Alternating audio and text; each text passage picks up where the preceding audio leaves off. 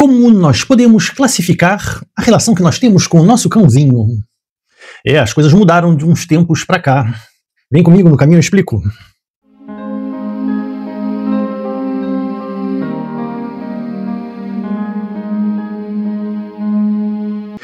Olá pessoas, eu sou Maurício, veterinário no meu canal Amigo dos Bichos, e hoje nós vamos falar sobre a relação que nós temos com os nossos cachorrinhos. Nós somos os donos dos cachorros, os cachorros são donos da gente, nós somos os tutores, nós somos os mestres, os líderes, Como classificar isso tudo de uma forma que seja relativamente aceitável para todos. É disso que esse vídeo se trata. Bom, estamos falando de muitos aspectos semânticos. Como dizia Fernando Pessoa, com o seu heterônimo Alberto Caeiro, procuro encostar as palavras às ideias, mas às vezes não é fácil. E nós estamos navegando em tempos difíceis, ligados às palavras, em que o politicamente correto é a única coisa aceitável, e quando você se descuida, qualquer deslize pode custar caro. Mas existe também o que nós podemos chamar de legalmente correto. Ora, em relação à lei, o cachorro ainda é uma coisa. E quanto à ideia de chamar de dono ou de tutor, a ideia mesmo de tutela para cães não é um aspecto legal. Mas, de uns tempos para cá, está tão consagrado pelo uso que muito provavelmente vai se tornar legal muito rapidamente.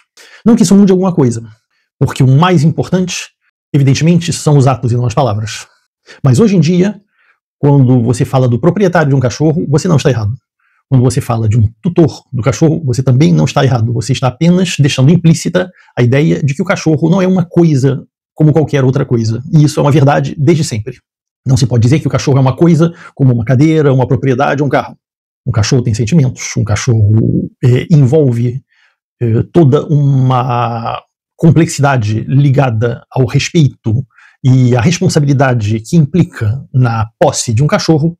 É por isso, aliás, que no Brasil existe um termo que é relativamente original, que é cada vez mais utilizado, que é a posse responsável, que se diferencia um pouco de outros termos utilizados em outras línguas pelo uso mesmo da palavra posse.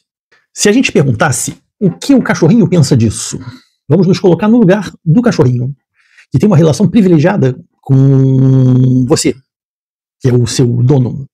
Para o cachorro, você é o líder da matilha.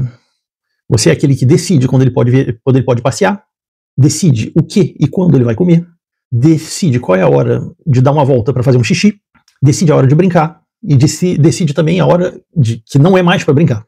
Então você é o líder da matilha para ele. E para você? Para você, o que o cachorro é? Eu não posso falar de você, mas eu posso falar de mim. Para mim, o cachorro é, antes de tudo, um amigo do qual eu sou responsável. Não apenas em uma noção de tutela, eu não me sinto tutor do cachorro, na medida em que é uma relação que vai em dois sentidos. Porque tudo que eu dou para o meu cachorro, ele me devolve com juros. E num caso simples de tutela, é uma relação unilateral.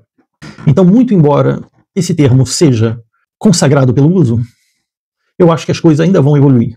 De qualquer modo, as noções de propriedade, respeito e responsabilidade sempre estiveram ligadas aos diferentes aspectos que são representados pela relação entre o homem e os seus cães.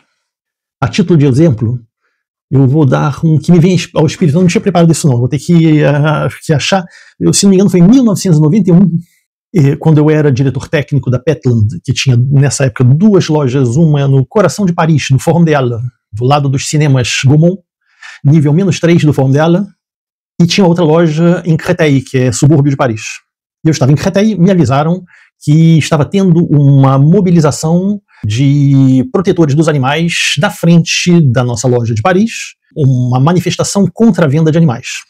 Manifestação muito civilizada, muito correta, mas que bloqueava a loja.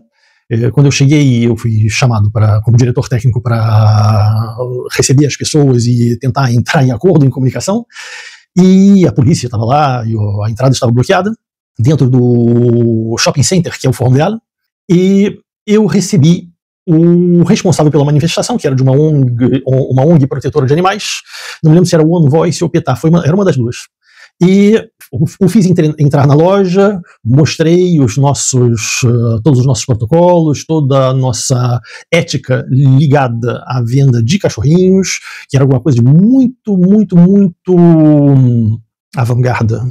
Muito bem feita na época, com pessoas que se ocupavam dos cães, e somente dos cães, e que não eram vendedores, com uma responsável de banho e tosa que se ocupava da estética dos cães regularmente, com o veterinário conselho, que era vizinho à loja e que estava pronto para intervir e fazendo todos os protocolos de prevenção, etc. e tal, com os cuidados psicológicos, os cachorrinhos todos separados, entre ninhadas, com a alimentação à disposição, sempre limpos, qualquer xixi ou cocô era imediatamente retirado pela técnica, e a venda era uma venda assistida por alguém que conhecia os cachorrinhos, que sabia o que dizer para alguém que comprava o cachorrinho, que explicava de onde eles vinham, com uma traçabilidade perfeita, com o nome do criador.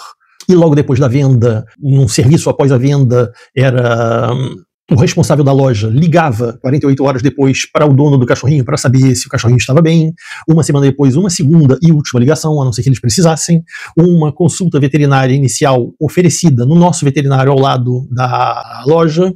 Então, um trabalho que eu reputava bem feito e do qual eu me orgulhava na época. E o responsável pela associação ouviu isso tudo em silêncio. E no final ele falou: olha, eu acho muito melhor do que tudo que eu já vi em relação à venda de animais em lojas.